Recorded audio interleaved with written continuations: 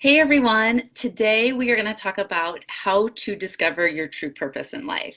So, my name is Krista Kathleen, and I am a certified life and business coach and trainer at Interglow Circle Coach Training Company. And I do these weekly live trainings every week to help you build the best. I'm messing up my words. I'm still working on my speech. To help you build the most amazing life coaching business ever and help you to discover who you really are at the end of the day. So I'll work on that. Okay, Tabitha, hi, welcome. Okay, so by the way, I made a worksheet for you like I do every week. So if you go in the description section, and there is a freebie download for you, and there is 21 journal prompts that is going to help you to discover what your purpose is. So I highly recommend doing that. It'll go perfectly along with this training. But in the meantime, so let's talk about what does it mean to find your purpose. I wanted to talk about this tonight because I have a lot of people that reach out to me and they want help in this area. And so I know that there's a lot of people out there wondering about this, and I was in that position at one time as well. So if you can relate to this, drop a heart emoji if you are currently searching for your true purpose in life. So, a lot of you know my story already, but I'll just fill in some of the details of I went to nursing school at the University of Missouri because my mom was a nurse, and I felt like it was what I was supposed to do. It was stable. You got a paycheck every 2 weeks, flexible hours. Like, it was really appealing. And so I did it because I didn't know what I wanted in my early 20s. And I would show up to the hospital every day, well, 3 days a week. And I was just like, this isn't me. This doesn't fit. This doesn't make sense. I know there's like inside my soul, I was like, there's something else I'm supposed to be doing, and I don't know what that is. And it would keep me up at night, and it would just drive me crazy. And that's actually why I hired my first life coach, because I was like, please help me to figure this out. Why am I having this feeling? So that's not a fun feeling to have. But so I've found like a way to kind of help people figure. I am not being able to say my words today. Do you ever have those moments? Do you ever have those weeks when you are just like the words are just like stuck in your mouth? That's what it feels like tonight. I don't know what's happening tonight. Hi, Sam. Welcome. So one of the first things I wanted to talk about is I think it's really important to look back at when you were a child. When you were a kid, you do things and you make decisions based purely off the fact that they feel good. You're not overthinking it. You're not like looking way into the future. You're not doubting yourself. Like, you're just like, I want to be a princess today because a princess sounds really cool, right? So go back to when you were a kid and like, how did you show up in your group of friends? What things were you doing as a child? And feel free to answer this in the comment section. I want this to be interactive. Hi, Lisa. Like, for me, I was in a group of friends with 3 other women, and I was like the leader in that group. And I would be like, let's go in the woods today and make forts and have tea parties. And I was always like the decision maker, and I was the one planning out all the activities, and I was the most adventurous one. I would go deep into the forest, and they're like, come back, Chrissy. That was my childhood name. Come back, Chrissy, it's not safe. I'm like, oh, it's fine. And as you can see now, I travel all over the world. And I love leading people. I love, helping to decide what our activities are going to be. I love collaborating with women. So I totally feel like that was already showing up when I was a kid. So that's my first thing, is to, think about what were you doing as a child? And that's probably going to give you some really big clues as to what your purpose is today. And a lot of times what happens is, as we become adults, we get really sidetracked and we get really off path, and we start doing things that other people want us to do. And so that's why, as my job as a life coach, is to help people when they're over here to get back on here and get back on track and to start making decisions that feel really good. Hi, Becky, welcome. So next is look at your current job that you're in. And what parts do you enjoy the most in your current job? What are you performing at the best right now in your current job? And again, feel free to answer this in the comment section. I'd love to hear from you all that are watching live or on the replay. But for me, when I was a nurse, so I was a labor and delivery nurse, and I loved coaching the women through labor. Imagine that. I love the birth plan patients. I loved the crunchy granola, bringing in doulas and midwives, and they had all their essential oils, and they were like, I want this labor to be a calm and amazing and peaceful experience. And I was like, yeah, that's awesome. I would be like cheering them on and empowering them. And all the other nurses were like, that's weird. Like, that's not safe. They need to be on the monitors, or they need to have an IV. Like, I didn't care about that stuff. I wanted them to have this amazing labor experience. And so for me, when I was working with my life coach, she helped me to recognize that. She's like, I just thought like everybody enjoyed doing stuff like that. And she's like, no, that's unique. That's so unique to you. So it was nice that she was able to help me recognize that. So look at your current job and look at the areas that you're really showing up in, and look at what's easy for you, but maybe is more difficult for other people. So that's going to be a big sign as to what your purpose is. Another thing is to pay attention how you're spending your free time right now. So our purpose, we always want to get paid well for whatever we're spending time and energy in, but a lot of times when you find your true purpose, you would do it regardless if you got paid.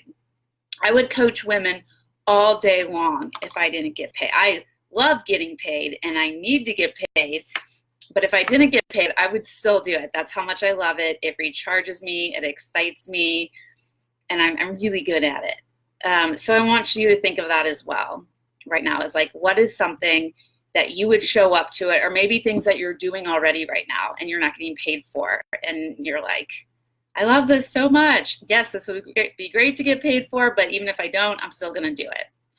Another thing is to think about with what are you daydreaming about? So when I was rounding on patients at the hospital and I was like, doing my online charting, I would like sit there and I would daydream about like starting up business ideas. And I actually did start a side business while I was a labor and delivery nurse. I became a online prenatal yoga instructor and pregnancy coach. And that was actually my first side coaching business. So I want you to really pay attention to what are you daydreaming about right now? That's also going to be a big indicator. Hi, Sarah. Welcome. So what's everyone hearing right now? Did any ideas pop up for you as I was talking? Please feel free to share those in the comments section. I would love to hear what you're getting out of this training so far. My last thing I want to talk about is like, what do people come to you for help with right now? So maybe you're really stylish and people are always like, oh my gosh, like, I love what you're wearing. Would you help me pick out a cool outfit like that? You're probably meant to be like a fashion consultant or a fashion coach or a stylist then. Are people coming to you for help with life's answers and relationship problems? You're probably meant to be a life coach. That happens to me all the time. I'll be like working and then people come up to me, they want to tell me all their problems, and I'm really good at listening, and then I get sucked in. And while that's awesome, while I feel so honored that people want to come to me for that kind of help and they feel like they they can trust that I'll listen to them and I can support them, but at the same time, I also have to have boundaries with that as well. But or do people always come to you for like IT help, computer help? Like, this is a really good indication of like you're showing up in a certain way already to where people are like already feeling like you're an expert and an authority on something. So really start to pay attention to that. And if you download the freebie, there's so many more questions that will go into more details like this, and it will help you to really figure out of like, oh my gosh, maybe this is what I'm supposed to be doing. I bet you already have somewhat of an idea. You probably already know, but we have this funny thing of like, so for example, with me, I remember last spring, it was about like a year and a half ago, I was just like really getting started with my life coaching business, and I was doing really, really well at it. And then my boyfriend sometimes would like hear me coaching, and afterwards he'd be like, "Oh my gosh, you're so amazing! You're such a good coach. You're so awesome at this." And like, even though I knew that, I felt it and I heard it from him, I was always trying to find other jobs. I was like, maybe I'll be an online English teacher, or maybe I'll go into the Peace Corps for 2 years. And I would like tell him this, and he'd be like, why don't you just do coaching? Like, you're really good. Why? And it's like the thing that it like scared me, right? Because at this really deep soul level, I knew that I really, really wanted this to work, but I felt like if I did all these other things and I failed, that it wouldn't be that big of a deal. But if I failed at the thing that I really wanted, then that would be soul crushing, and that would be a big deal. And so I see a lot of people doing this as well. It's like the thing that they really want, they kind of put it last at the priority list. And so I want to encourage you that the thing that you're really good at and you do want, I mean, it maybe might not work out, but like, you have to find out, right? Like, you don't want to be on your deathbed and sitting there and wondering. I know I didn't. Like, I was a cancer nurse for 6 months, and that was really interesting because I got to experience and have conversations with people that didn't get to do things in their lifetime that they wanted to. And so from that point, I was like, oh my gosh, nope, I am not going to be that person laying on my deathbed and not doing the things that I really wanted to do. So I just want to really encourage you that even though there's going to be so much fear, that's another good sign too, is if you were like absolutely terrified, I want you to not like look at that as a bad thing, but I want you to look at it as a good thing. Like, I want you to use that fear as a compass and a sign that, okay, that is the direction that I'm supposed to be going, and that is why I'm so scared. People think fear is really bad. It's not. Fear is actually a really awesome sign, and it tells us so much about what it is that we're really meant to be doing. So I hope that helps. Yeah, let me know. Let me know if you're watching live or on the replay, and if that gives you some insight. And if it does, please let me know in this comment section and tag me. I want to hear from you. And I want you to be happy, and I want you to be living your purpose. And it's like the best feeling in the world when you are. And I remember one of my first coaching clients, like, I went to her one day. I left her a Marco Polo video message, and I was like, I found my thing. And she like was celebrating with me. And so like, when you find your thing, it's just like the best feeling in the world. It's like putting on your comfiest pair of jeans and you just feel like you're at home. It's like the best way to describe it. You just feel at home in your soul. So if you're not there yet, I promise you, you will get there. And the fastest and quickest way to get there, I bet you know what I'm going to say next, is to work with a coach. If I had not worked with my life coach, then I would not be where I'm at today. It's just how it is.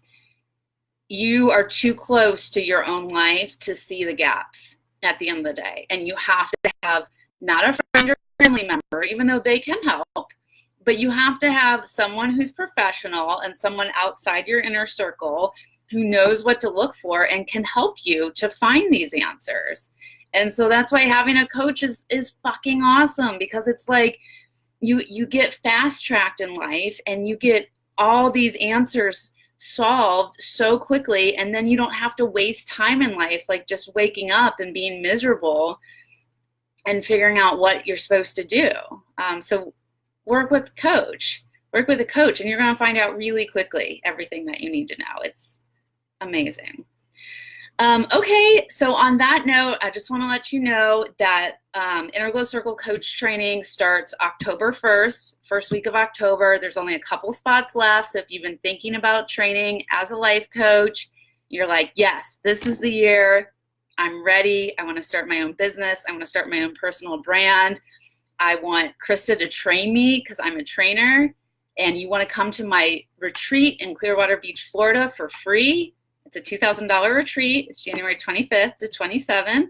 It's going to be 3 days of amazingness, 10 female life coaches, and that retreat will be free for you when you sign up for Inner Glow Circle this fall. So if that sounds exciting, just comment in the comment section, say, hey, Krista, want to know more information, or you can private message me and we'll have a conversation around that. So hopefully this was helpful for you, and I will be here this time next week with another live training. All right, bye.